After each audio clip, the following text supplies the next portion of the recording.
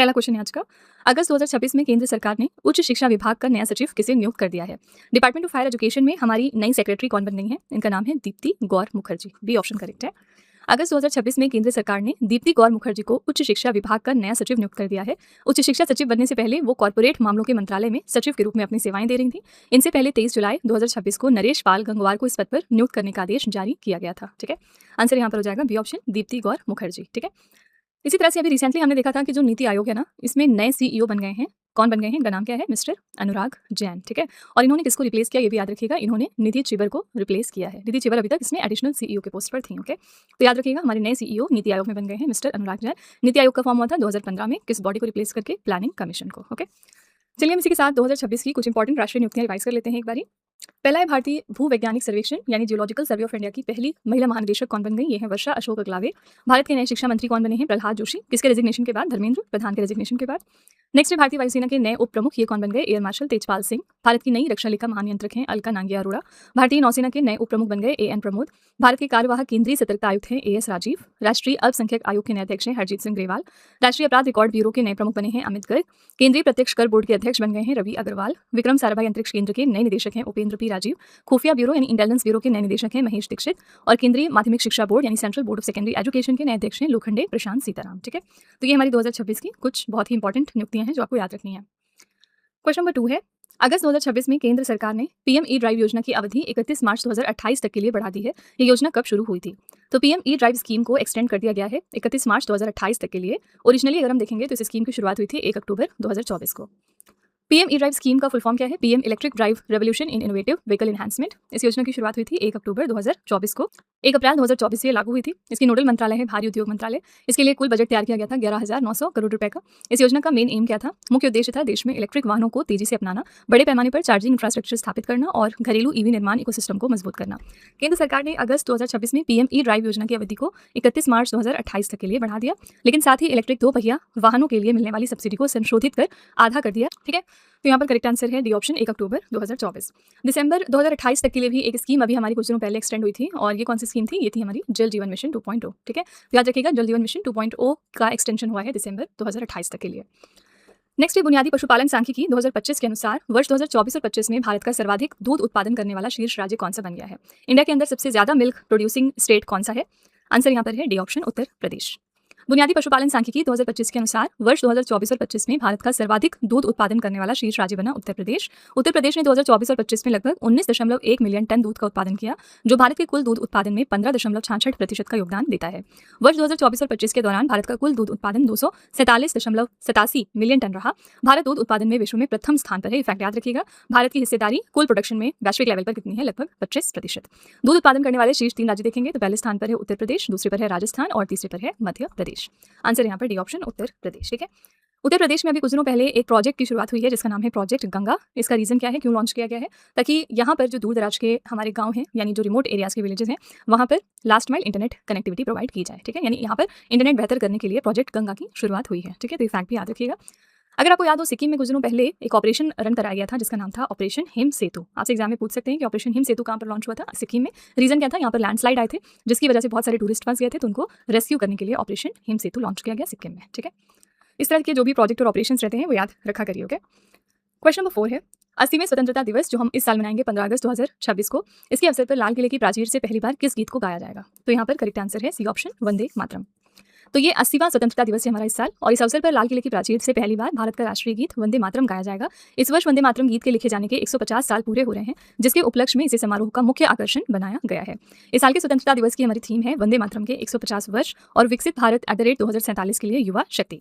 वंदे मातरम भारत का राष्ट्रीय गीत है जिसकी रचना बंकिम चंद्र चट्टोपाध्याय ने साल 1875 में की थी। बंकिम चंद्र जी ने इस गीत को अपने प्रसिद्ध ऐतिहासिक उपन्यास आनंद मठ में शामिल किया था 1888 में। ठीक है, 1882 में। ठीक है, आंसर यहाँ पर है सी ऑप्शन वंदे मातरम। ठीक है, अगर आपको याद हो जो हमारा इस साल का रिपब्लिक डे का सेलिब्रेशन था, यानी जो हमने 26 जनवरी को अपना रिपब्लिक डे मनाया था 2026 में, इसमें अगर आपसे पूछा जाए कि कौन से 2 लोग हमारे यहाँ पर गेस्ट थे, तो पहले हैं यूरोपियन कमीशन के प्रेसिडेंट जिनका नाम है उर्सुला वॉन डर लेयन। ठीक है, और दूसरे इंपॉर्टेंट पर्सनैलिटी यहाँ पर कौन थे? यूरोपियन काउंसिल के प्रेसिडेंट, और ये कौन है? Antonio Costa. ठीक है, तो ये क्वेश्चंस याद रखिएगा। कुछ क्वेश्चंस एवरग्रीन होते हैं और पूरे साल में वो कभी भी पूछे जा सकते हैं। अभी कहने को आपका 6 से 7 महीने पुराना करंट अफेयर्स है, लेकिन ये जो क्वेश्चन है ये पूरे साल ही कभी भी पूछा जा सकता है। ठीक है, तो ये दोनों लोग हमारे गेस्ट ऑफ ऑनर थे रिपब्लिक डे के ओकेजन पर, याद रखिएगा। क्वेश्चन नंबर 5 है, केंद्रीय पर्यावरण मंत्री भूपेंद्र यादव द्वारा जारी आंकड़ों के अनुसार भारत में एशियाई शेरों की आबादी 2015 में 523 से बढ़कर वर्ष 2025 में कितनी हो गई है। तो एक डेटा रिलीज किया है हमारे एनवायरमेंट मिनिस्टर भूपेंद्र यादव ने, एंड इसके अकॉर्डिंग एशियाटिक लॉयन पॉपुलेशन की जो संख्या है इंडिया के अंदर, वो पहले 523 थी 2015 में, लेकिन अब 10 साल के बाद 2025 में ये हो गई है 891। ये ऑप्शन करेक्ट है। विश्व शेर दिवस ये हम कब मनाते हैं हर साल, याद रखिएगा 10 अगस्त को, ठीक है। तो इसके अवसर पर केंद्रीय पर्यावरण मंत्री भूपेंद्र यादव द्वारा साझा किए गए आंकड़ों के मुताबिक प्रोजेक्ट लॉयन के तहत 2025 तक भारत में एशियाई शेरों की कुल आबादी बढ़कर 891 हो गई है। पिछले एक दशक में शेरों की संख्या में 70% से अधिक की रिकॉर्ड वृद्धि दर्ज की गई, जो 2015 में सिर्फ 523 थी। वर्तमान में शेरों का क्षेत्र 2020 के लगभग 30,000 वर्ग किलोमीटर के मुकाबले अब बढ़कर 35,000 वर्ग किलोमीटर हो गया है, ठीक है। आंसर यहाँ पर ए ऑप्शन 891। अच्छा, हमने देखा कि जो हमारा लॉयन डे है वो हम 10 अगस्त को मनाते हैं, ठीक है। आपका इंटरनेशनल टाइगर डे कब होता है? ये सब एक जैसे स्पेशीज हैं, लेकिन अलग अलग डेज हम इसमें मनाते हैं। इंटरनेशनल टाइगर डे आपका अभी रिसेंटली हमने मनाया था 29 जुलाई को। इसी तरह से आपका एक और होता है इंटरनेशनल चीता डे। चीता डे हम कब मनाते हैं? ये दिसंबर में होता है, 4 दिसंबर को, ठीक है। तो लॉयन डे अलग है, टाइगर डे अलग है, चीता डे अलग है, कंफ्यूज नहीं करिएगा, ठीक है। क्वेश्चन नंबर 6 है, अगस्त 2026 में किस देश ने सैन रोज डेल पाल्मर क्षेत्र में आए 7.4 तीव्रता के शक्तिशाली भूकंप के बाद राष्ट्रीय आपातकाल घोषित कर दिया है? तो कहां पर नेशनल इमरजेंसी लगाई गई है? ये देश है कोलंबिया। अगस्त 2026 में कोलंबिया के पश्चिमी क्षेत्र में 7.4 तीव्रता का भूकंप आया, जिसका केंद्र चोको विभाग में सैन रोस डेल पामार के आसपास था।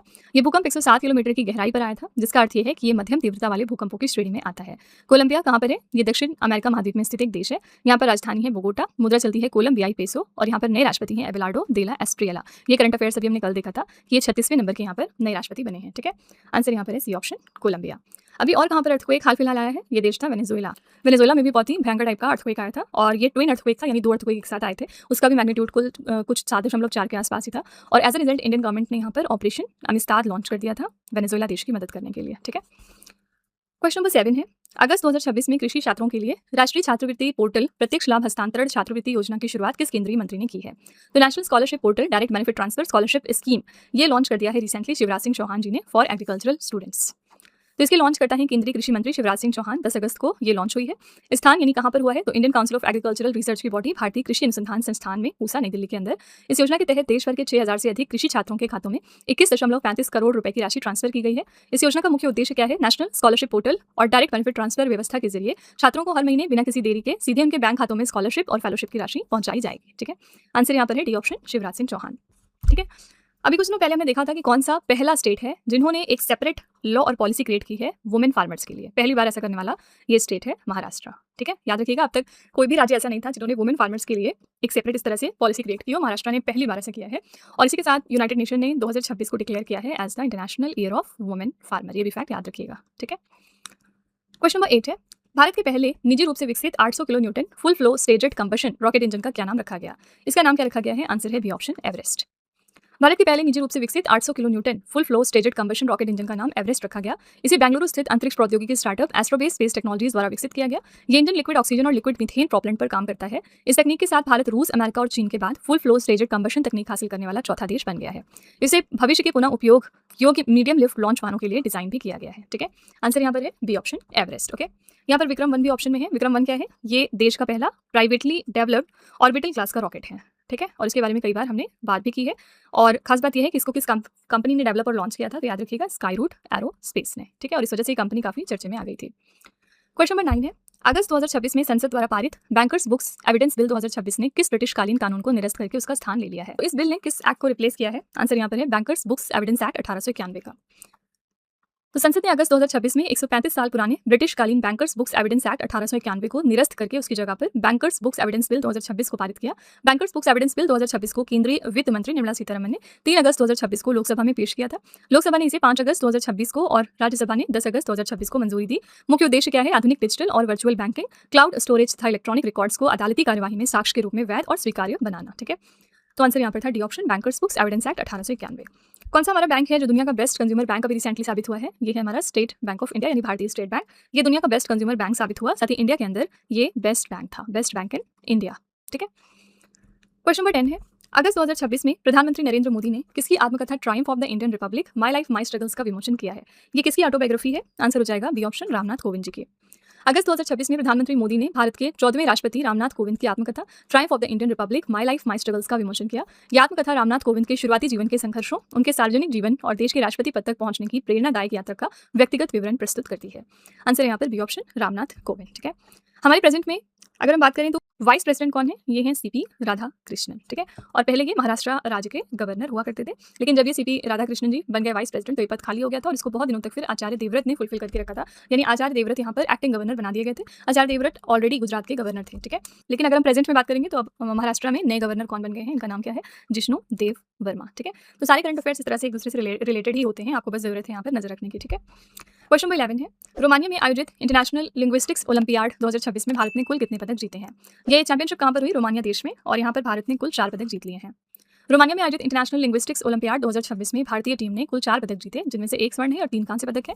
इसके अलावा एक छात्र को ऑनरेबल मेंशन भी मिला, और पदक विजेताओं के नाम यहाँ पर देखेंगे। स्वर्ण पदक मिला श्री लक्ष्मी वेंकट रमन को, और कांस्य पदक जीता है आरव अनिल राव, निशांत शंकर लक्ष्मण और अद्वय मिश्रा ने, ठीक है। आंसर यहाँ पर हो जाएगा ए ऑप्शन, 4 पदक। जैसे ही आपने यहाँ पर रोमानिया देखा, आपको तुरंत याद आना चाहिए कि अभी कुछ दिनों पहले हमारी प्रेसिडेंट द्रौपदी मुर्मू गई थी रोमानिया देश की विजिट पर। बेसिकली हमारी प्रेसिडेंट 3 देशों की विजिट पर निकली थी। पहला देश था यहाँ पर रोमानिया, दूसरा था नॉर्थ मैसेडोनिया, ठीक है, और तीसरा देश था मोल्डोवा, ठीक है। इन तीनों देशों की विजिट कर अभी रिसेंटली आई है हमारी प्रेसिडेंट द्रौपदी मुर्मू। कमेंट में जरा बताइएगा कि इस विजिट के दौरान कौन से देश में हमारी प्रेसिडेंट ने महात्मा गांधी जी का एक बस्ट अनवील किया था, एक महात्मा गांधी जी की हाफ स्टैचू को अनवील किया। इन तीनों में से कौन सा देश है, आपको इसका जवाब कमेंट में लिखना है, ठीक है। क्वेश्चन नंबर 12 है, अगस्त 2026 में केंद्र सरकार ने अरुणाचल प्रदेश के कितने भौगोलिक स्थानों के नामों को मानकीकृत करके सर्वे ऑफ इंडिया के नक्शों में शामिल कर लिया? ये यहाँ पर कितने ऐसे नाम हैं? आंसर हो जाएगा 27, डी ऑप्शन करेक्ट है। अगस्त 2026 में केंद्र सरकार ने अरुणाचल प्रदेश के कुल 27 भौगोलिक स्थानों और विशेषताओं के नामों को मानकीकृत कर सर्वे ऑफ इंडिया के आधिकारिक नक्शों में शामिल कर लिया। इस सूची में अरुणाचल प्रदेश की बस्तियां, स्मारक, झीलें और उच्च ऊंचाई वाले दर्रे शामिल हैं। मानकीकृत भौगोलिक नामों का उपयोग आधिकारिक मानचित्रण, प्रशासनिक अभिलेखों और आपदा प्रबंधन योजना में किया जाता है। आंसर यहाँ पर बी ऑप्शन 27। मानकीकृत किए गए मुख्य स्थान है, आइए देख लेते हैं। आवासीय क्षेत्र और बस्तियां देखेंगे तो ये 21 हैं। लोंगजू, माजा, जसवंतगढ़, जयरामपुर, पिसा, बड़ा कुंडून, छोटा कुंडून, धनबाड़ी, प्रीतनगर, बुद्ध मंदिर, तेरितनगर, रामनगर, सागर, पद्मा, ज्योतिनगर, बैसाखी, छोटा रोपुक, बड़ा रोपुक, शिवाजी नगर, सुनपुर और कमलांग नगर। पहाड़ी दर्रे 4 हैं, जोला, रिजाला, पुकुरला और थागला। जल निकाय 1 है, शंभू सरोवर। स्मारक 1 है, शेरे थापा मेमोरियल, 1962 का भारत चीन युद्ध से संबंधित है और ये बहुत इंपॉर्टेंट भी है, ठीक है। भारतीय संविधान के 55वें संशोधन जो 1986 में हुआ था, इसके तहत 20 फरवरी 1987 को अरुणाचल प्रदेश भारतीय संघ का 24वां राज्य बना था, ठीक है। आंसर यहाँ पर था बी ऑप्शन 27। अरुणाचल प्रदेश से एक जो मोस्ट इंपॉर्टेंट करंट अफेयर्स है वो क्या है, यहाँ से हमें 101 यानी 101वीं नंबर की रामसर साइट मिल चुकी है, और इस साइट का नाम है ग्लॉ लेक, ठीक है। ये हमारी 101वीं नंबर की रामसर साइट है। क्वेश्चन नंबर 13 है, भारत में RMP-CATH उपग्रह निर्देशित हेलीकॉप्टर अप्रोच प्रक्रिया को चालू करने वाला पहला हवाई अड्डा कौन सा बन गया है? यह है बेंगलुरु का हिंदुस्तान एरोनॉटिक्स लिमिटेड हवाई अड्डा। पिक्चर आप देख सकते हैं। सबसे पहले इसका फुल फॉर्म क्या है, तो required navigation performance category H. अगस्त 2026 में कर्नाटक के बेंगलुरु स्थित हिंदुस्तान एरोनॉटिक्स लिमिटेड हवाई अड्डा भारत का पहला हवाई अड्डा बन गया, जिसने हेलीकॉप्टरों के लिए RMP-CATH उपग्रह निर्देशित सटीक नेविगेशन अप्रोच प्रक्रिया को शुरू किया। इस उन्नत नेविगेशन प्रक्रिया को भारतीय विमानपत्तन प्राधिकरण यानी एयरपोर्ट्स अथॉरिटी ऑफ इंडिया द्वारा विकसित किया गया है। ये उपग्रह आधारित प्रणाली खराब मौसम, घने कोहरे या कम दृश्यता, लो विजिबिलिटी में भी हेलीकॉप्टरों की बेहद सटीक और सुरक्षित लैंडिंग को सुनिश्चित करती है, ठीक है। आंसर यहाँ पर D option, Hindustan aeronautics limited हवाई अड्डा बेंगलुरु। इसी तरह से जो वाराणसी का हवाई अड्डा है, लाल बहादुर शास्त्री इंटरनेशनल एयरपोर्ट, ये पिछले दिनों न्यूज़ में था क्योंकि यहाँ पर हमारा पहली बार hub and spoke model launch हुआ है, ठीक है। आपसे एग्जाम में पूछ सकते हैं कि पहला हवाई अड्डा कौन सा है जिसने हब एंड स्पोक मॉडल को इंप्लीमेंट किया, तो ये है वाराणसी का Lal Bahadur Shastri international airport, okay. Question number 14 है, अगस्त 2026 में 12वीं शताब्दी का वीर गल्लू हीरो स्टोन शिलालेख किस राज्य में स्थित होयसल कालीन लक्ष्मी नारायण स्वामी मंदिर से खोजा गया? आंसर यहाँ पर है बी ऑप्शन, कर्नाटका। अगस्त 2026 में 12वीं शताब्दी का वीर गल्लू हीरो स्टोन शिलालेख कर्नाटक राज्य के हासन जिले के असीकरे तालुक में स्थित नीरकुंडा गांव के होयसल कालीन लक्ष्मी नारायण स्वामी मंदिर से खोजा गया है। इस प्राचीन कन्नड़ अभिलेख से महान होयसल शासक विष्णुवर्धन की मृत्यु की तिथि से जुड़े लंबे समय के ऐतिहासिक विवाद को सुलझाने में मदद मिली। किसी की याद में, तो ये वीर गल्लू मारवे नामक महिला ने अपने पति बोप्पा की स्मृति में बनवाया था, जो राजा विष्णुवर्धन की सेना में एक होयसल सैनिक थे और राजा की मृत्यु के तुरंत बाद शहीद हो गए थे, ठीक है। तो आंसर यहाँ पर था बी ऑप्शन, कर्नाटका। सिंपली आपको बस याद रखना है कि ये टेंपल कहाँ पर है, ठीक है, तो कर्नाटक आंसर हो जाएगा। याद रखिएगा कर्नाटका में देश की पहली AI गवर्नमेंट यूनिवर्सिटी भी बनाई जाएगी, ठीक है। तो क्योंकि आजकल AI बहुत ट्रेंडिंग टॉपिक रहता है, तो इससे रिलेटेड कोई भी करंट अफेयर्स आएगा तो वो आपके एग्जाम के लिए इंपॉर्टेंट है। तो फर्स्ट AI गवर्नमेंट यूनिवर्सिटी बनेगी कर्नाटका में। क्वेश्चन नंबर 15 है, अगस्त 2026 में किस देश की सेनेट ने रूस और ईरान पर आर्थिक व व्यापारिक प्रतिबंध लगाने के लिए Lindsey O Graham sanctioning Russia and Iran act of 2026 पारित किया है? ये कौन सी कंट्री की सेनेट थी? आंसर हो जाएगा अमेरिका। अमेरिकी सेनेट ने अगस्त 2026 में 86-11 के भारी बहुमत के साथ Lindsey O Graham sanctioning Russia and Iran act of 2026 पास कर दिया। इस बिल का नाम दिवंगत रिपब्लिकन सेनेटर लिंडसे ग्राहम के सम्मान में रखा गया, जो इस कानून को बनाने वाले मुख्य लोगों में से एक थे। ये बिल अमेरिकी राष्ट्रपति को शीर्ष 5 देशों पर 100% टैरिफ और प्रतिबंध लगाने का अधिकार देता है, जो बड़ी मात्रा में रूसी तेल और गैस का आयात जारी करते हैं। ये 5 देश हैं, भारत, चीन, अजरबैजान, हंगरी और स्लोवाकिया, ठीक है। ये कानून ईरान के ऊर्जा और हथियार क्षेत्रों को वित्तीय सहायता से वंचित करने के लिए ईरान सैंक्शन एक्ट 1996 को वर्ष 2031 तक बढ़ाता है, ठीक है। तो यहाँ पर आंसर हो जाएगा ए ऑप्शन, अमेरिका। अभी 3 और देश थे जिन्होंने एक एग्रीमेंट साइन किया था, हमने कल इसके बारे में पढ़ा था। ये देश है Saudi Arab, Turkey and Pakistan. ये 3 देश जो है ना, रिसेंटली उन्होंने मिलकर मक्का जॉइंट डिफेंस एग्रीमेंट साइन कर लिया है, ठीक है। और इसका पर्पस क्या है कि एक देश पर हमला अगर किया किसी ने, तो इसका मतलब माना जाएगा कि तीनों देशों पर हमला हुआ है, ठीक है। तो तीनों देश मिलकर उस अपोजिट वाले देश को अटैक कर सकते हैं, ठीक है। तो याद रखिएगा कि मक्का जॉइंट डिफेंस एग्रीमेंट कौन से 3 देश ने मिलकर साइन किया, सऊदी अरब, टर्की और पाकिस्तान ने। तो फ्रेंड्स, ये थे आज के हमारे most important 15 current affairs. I really hope कि आपको ये हमारा सेशन अच्छा लगा होगा और आप काफ़ी कुछ नया ज़रूर सीख कर जा रहे होंगे।